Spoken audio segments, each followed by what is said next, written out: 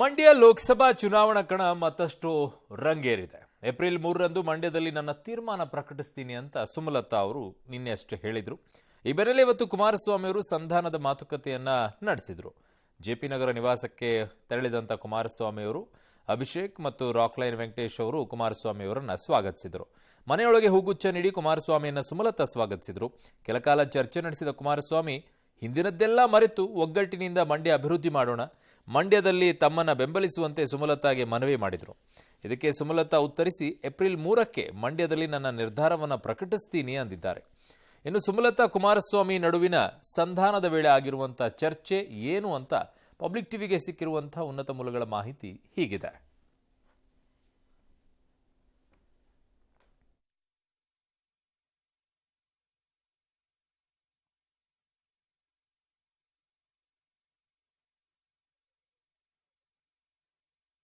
ಚುನಾವಣೆ ಅತ್ಯಂತ ಸೌಹಾರ್ದಯುತವಾಗಿ ಆಗಿರತಕ್ಕಂಥ ಭೇಟಿ. ನನಗೆ ಅಂಬರೀಷ್ ಅಣ್ಣವರ ಮನೆ ಹೊಸದಲ್ಲ. ನಾನು 4ನೇ ತಾರೀಕಿನಂದು ಮಂಡ್ಯ ಲೋಕಸಭಾ ಕ್ಷೇತ್ರದ ಚುನಾವಣೆಗೆ ನಾಮಪತ್ರ ಸಲ್ಲಿಸ್ತಾ ಇದ್ದೇನೆ. ಅಕ್ಕ ಅವರ ಸಹಕಾರವನ್ನು ಕೇಳಲಿಕ್ಕೆ ಇವತ್ತು ಅವ್ರ ಮನೆಗೆ ಬಂದಿದ್ದೇನೆ. ನಿನ್ನೆ ದಿನ ಅವರು ಸಹ ಹೇಳಿದ್ದಾರೆ, ಮಂಡ್ಯಗೆ 3ನೇ ತಾರೀಕು ಭೇಟಿ ಕೊಟ್ಟು ಅವರ ನಿರ್ಧಾರವನ್ನು ಪ್ರಕಟ ಮಾಡ್ತೀನಿ. ಅವರು ಸಹ ಬಿಜೆಪಿ ಜೊತೆ ಒಳ್ಳೆ ಬಾಂಧವ್ಯ ಇಟ್ಕೊಂಡಿದ್ದಾರೆ. ವಿಜಯೇಂದ್ರ ಅವರು ಸಹ ಮೊನ್ನೆ ದಿನ ಬಂದು ಹಲವಾರು ವಿಷಯಗಳನ್ನ ಅವರುಗಳು ಚರ್ಚೆ ಮಾಡಿದ್ದಾರೆ. 3ನೇ ತಾರೀಕು ತೀರ್ಮಾನ ಮಾಡ್ತಾರೆ. ಮುಕ್ತವಾಗಿ ಚರ್ಚೆ ಮಾಡಿದ್ದೇವೆ. ಏನು ಇಲ್ಲ, ಯಾವ ಬೇಡಿಕೆ ಆರೋಗ್ಯಕರವಾದ ಒಂದು ಚರ್ಚೆ ನಡೆಯಿತು. ಹಳೆಯದನ್ನ ಬೇರೆ ಬೇರೆ ಭಿನ್ನಾಭಿಪ್ರಾಯಗಳಾಗಿತ್ತು ಒಂದು ಕಾಲದಲ್ಲಿ, ಅದನ್ನ ಈಗ ಮನಸ್ಸಲ್ಲಿ ಇಟ್ಕೋಬೇಡಿ ಅನ್ನುವಂತ ಮಾತನ್ನ ಹೇಳಿದ್ರು.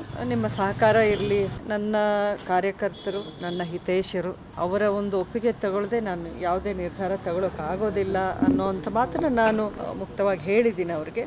ಏಪ್ರಿಲ್ 3ನೇ ತಾರೀಕು ನನ್ನ ಜೊತೆಯಲ್ಲಿ ದರ್ಶನ್ ಇರ್ತಾರೆ. ಇದನ್ನ ಒಂದು ರಾಜಕೀಯವಾದ ಸಭೆ ಅಂತ ನಾನು ಹೇಳಲ್ಲ. ನನ್ನ ಜೊತೆಯಲ್ಲಿ ದರ್ಶನ್, ಅಭಿಷೇಕ್ ಇರ್ತಾರೆ. ರಾಜಕೀಯವಾಗಿ 2019ಕ್ಕೆ ಮುಂಚಿತವಾಗಿ ನನಗೇನು ರಾಜಕೀಯವಾದ ಒಂದು ಅನುಭವ ಇದ್ದಿಲ್ಲ. ಈ 5 ವರ್ಷಗಳಲ್ಲಿ ಒಂದಷ್ಟು ಪಾಠಗಳನ್ನ ಕಲ್ಸ್ಕೊಟ್ಟಿದೆ ನನಗೂನು. ಇದೊಂದು ಚದುರಂಗದ ಆಟ ಅನ್ನೋದ್ರಲ್ಲಿ ಸಂಶಯನೇ ಇಲ್ಲ. ಹಾಗಾಗಿ ನಾನು ಯಾವುದೇ ಹೆಜ್ಜೆ ಹಾಕೋಕ್ ಮೊದಲು ನಾನು ಅಷ್ಟು ಸೂಕ್ಷ್ಮವಾಗಿ ಯೋಚನೆ ಮಾಡಿ ನನ್ನ ಜಿಲ್ಲೆಯ ಜನತೆ ಅವ್ರಿಗೆ ಒಳ್ಳೇದಾಗಬೇಕು ಅಂತಾದೇ ಒಂದು ತೀರ್ಮಾನ ನಾನು ತಗೋಬೇಕು.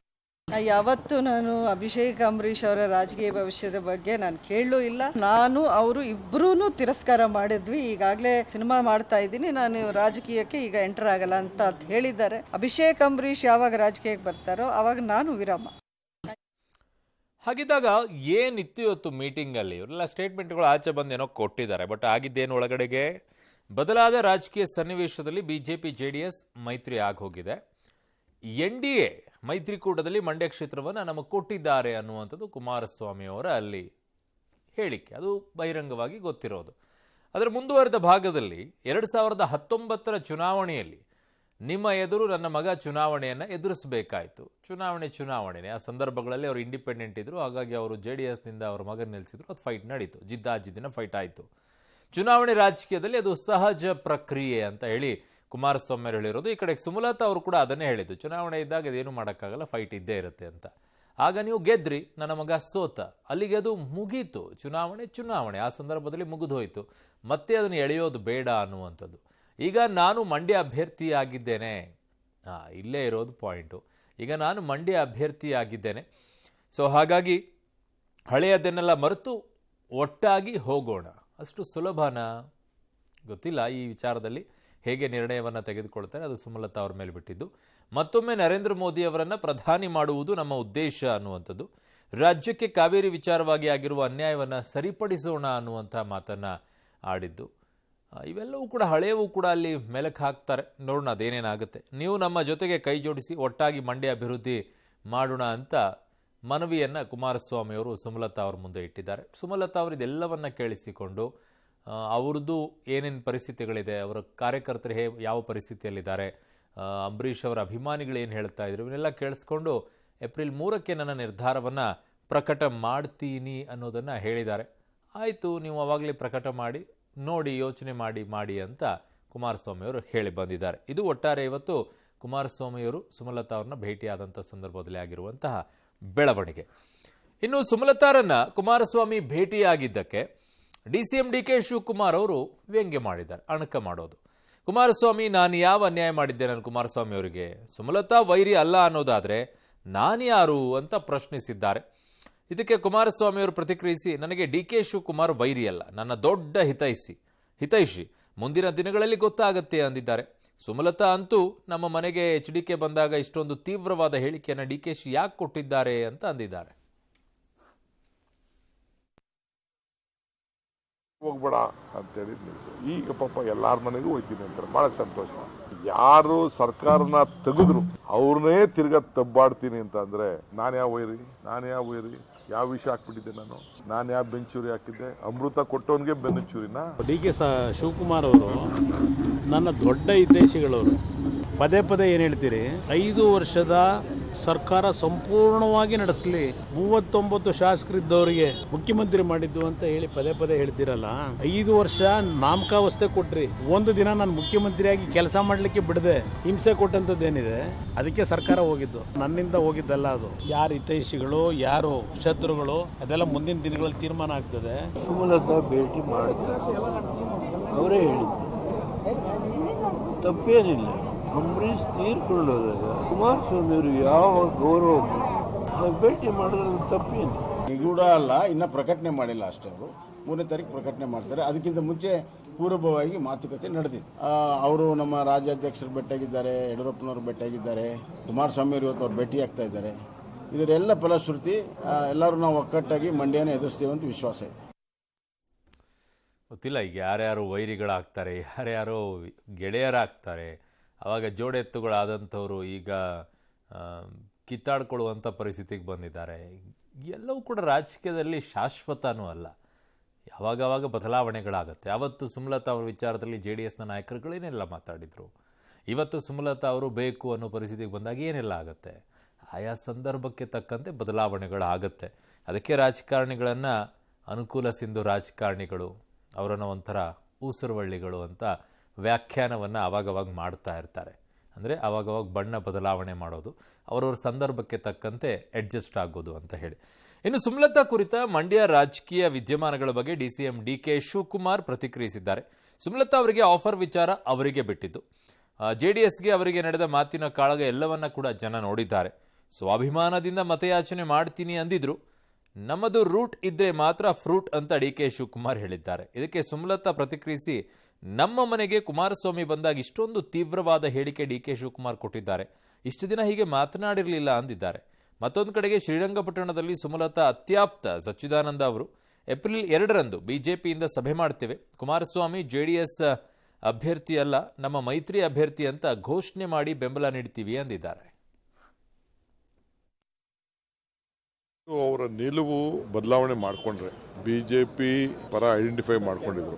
ಅವ್ರಿಗೆ JDSಗೆ ನಡೆದ ಯುದ್ಧದ ಕಾಳಗ ಜನ ಏನ್ ತೀರ್ಮಾನ ಮಾಡ್ತಾರೋ ಅಂತ ಗೊತ್ತಿಲ್ಲ.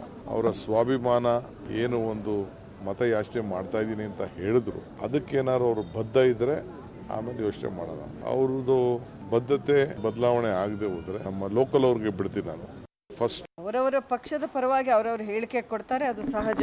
ನನ್ನ ನಿಲುವು ಏನನ್ನೋದನ್ನ ನಾನು ಮೊದಲನೇದಾಗಿ ನನ್ನ ಜಿಲ್ಲೆಯ ಜನತೆಗೆ ಯಾವ ರೀತಿಯ ಒಂದು ನಾನು ಹಾಕೋ ಹೆಜ್ಜೆಯಿಂದ ಅವ್ರಿಗೆ ಒಳ್ಳೇದಾಗಬೇಕು ಅನ್ನೋದು ನಾನು ಯೋಚನೆ ಮಾಡ್ತೀನಿ.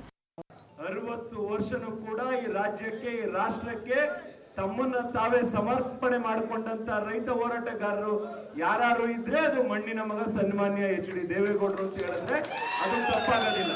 ನೆಲ ಜಲ ಭಾಷೆಗೋಸ್ಕರ ಕಂಕಣಿ ಬದ್ರಾಗಿ ದೇವೇಗೌಡರೊಬ್ರು ಕೈ ಮುಗಿದ್ರೆ 6 ಕೋಟಿ ಜನ ಕನ್ನಡಿಗರು ಕೈ ಮುಗಿದಂಗೆ. ಕುಮಾರಣ್ಣಂದು ಸ್ಟಾರ್ ಚಂದ್ರ ಚುನಾವಣೆ ಅಲ್ಲ, ಕುಮಾರಣ್ಣನ್ಗೆ ಆ ಅಭ್ಯರ್ಥಿ ಸಮನೆ ಅಲ್ಲ. 60 ವರ್ಷ. ಓಕೆ, ಇನ್ನು ಮುಖ್ಯಮಂತ್ರಿ ಸಿದ್ದರಾಮಯ್ಯನವರ ವಿರುದ್ಧ ಮಾಜಿ ಪ್ರಧಾನಿ ದೇವೇಗೌಡರು ವಾಗ್ದಾಳಿ ಮುಂದುವರೆದಿದೆ. ಹಾಸನದ ಮೊಸಳೆ ಹೊಸಳ್ಳಿ ಗ್ರಾಮದಲ್ಲಿ ಮಾತನಾಡಿ ಸಿದ್ದರಾಮಯ್ಯ ಇವತ್ತು ಬಹಳ ಟ್ವೀಟ್ ಮಾಡಿ ಎಲ್ಲಿದೆ JDS ಅಂತ ಪ್ರಶ್ನಿಸಿದ್ದಾರೆ. ಎಷ್ಟು ಅಹಂ ನೋಡಿ ಅವರಿಗೆ, ಈ ಗರ್ವದ ಮಾತನ್ನ ಆಡಬೇಡಿ, ಅಧಿಕಾರದ ಅಹಮನ್ನ ಇಳಿಸ್ತೇವೆ, ಯಾರಿಗೂ ಜಗ್ಗಲ್ಲ, ಇವರು ಏನೇನು ಮಾಡಿದ್ದಾರೆ ಒಂದೊಂದನ್ನು ಎಳೆಯಾಗಿ ಬಿಡಿಸಿಡ್ತೀನಿ, ಏಪ್ರಿಲ್ 4ರಲ್ಲಿ ಹಾಸನದಲ್ಲಿ ಹೇಳ್ತೀನಿ, ಅವರು ಏಪ್ರಿಲ್ 5ಕ್ಕೆ ಹಾಸನಕ್ಕೆ ಬರ್ತಾರಂತೆ, ಬರಲಿ, ಲೋಕಸಭಾ ಚುನಾವಣೆ ಆದಮೇಲೆ ಕಾಂಗ್ರೆಸ್ ಪರಿಸ್ಥಿತಿ ಏನಾಗುತ್ತೆ ಕಾದ್ ನೋಡೋಣ ಅಂತ ದೇವೇಗೌಡರು ಹೇಳಿರುವಂಥ ಮಾತಿದು. ನರೇಂದ್ರ ಮೋದಿ ಅವರು ಸುಳ್ಳುಗಾರ, ಇವರು ದೇವೇಗೌಡರು ಇನ್ನೊಬ್ಬರು ಸುಳ್ಳುಗಾರ. ದೇವೇಗೌಡರ ಕುಟುಂಬದ ಕೊಡುಗೆ ಕಾವೇರಿ ಜಲಾನಯನ ಪ್ರದೇಶಕ್ಕೆ ಜೀರೋ, ಏನು ಮಾಡಿಲ್ಲ. ಅವ್ರ ಮಾತುಗಳನ್ನ ನಂಬ್ಕಂದ್ರೆ ಜನ ಮೋಸ ಹೋಗ್ತಾರೆ ಅಂತಕ್ಕಂಥದನ್ನ ತಿಳ್ಕೋಬೇಕಾಗ್ತದೆ. ಇಷ್ಟು ಅಹಂ ನೋಡಿ ಎಲ್ಲಿದೆ ಜೆಡಿಎಸ್? ಈ ಸಂತೆ ಮಳದಲ್ಲಿ ಇದೆ ಅನ್ನೋದನ್ನ ತೋರಿಸೋದಕ್ಕೆ ಇವತ್ತು ನೀವು ಪುಣ್ಯಾತ್ಮರ ಜೆಡಿಎಸ್ ಇದೆ ತುಮಕೂರಲ್ಲಿ ನನ್ನನ್ನು ಹೇಗೆ ಸೋಲಿಸಿದ್ರು. ನಾನು ನಿಲ್ಲೋದಕ್ಕೆ ಸಿದ್ಧ ಇಲ್ಲ. ಈ ಮಾತನ್ನ ಕಂಡು ನನ್ನನ್ನು ನಿಲ್ಲಿಸಿ ಅವಮಾನ ಮಾಡಬೇಕು. 91 ಜ್ಞಾಪಕದಲ್ಲಿ ಇಟ್ಕೊಳ್ಳಿ. ನಾವು ಮೋದಿ ನಾನು ಸೇರುವುದು ನಿಜ. ನನ್ನನ್ನು ತೆಗೆದ್ರು. ಯಾಕೆ?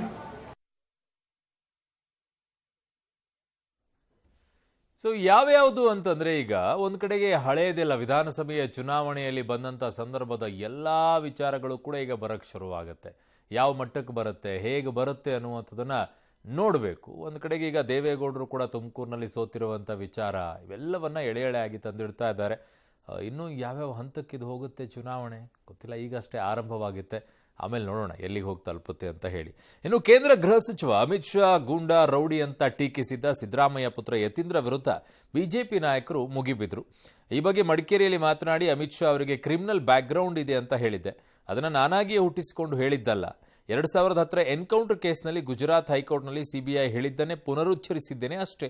ಚುನಾವಣಾ ಆಯೋಗದಿಂದ ನೋಟಿಸ್ ನೀಡಿದ್ದಾರೆ, ಅದಕ್ಕೆ ಸರಿಯಾಗಿ ಉತ್ತರ ಕೊಡ್ತೀನಿ ಅಂತ ಯತೀಂದ್ರ ಸಮಜಾಯಿಸಿಕೊಟ್ಟಿದ್ದಾರೆ. ಅಲ್ಲದೆ ಮೋದಿ ಆಡಳಿತದಲ್ಲಿ ದೇಶ 25 ವರ್ಷ ಹಿಂದೆ ಹೋಗಿದೆ ಅಂತ ವಾಗ್ದಾಳಿ ನಡೆಸಿದ್ದಾರೆ.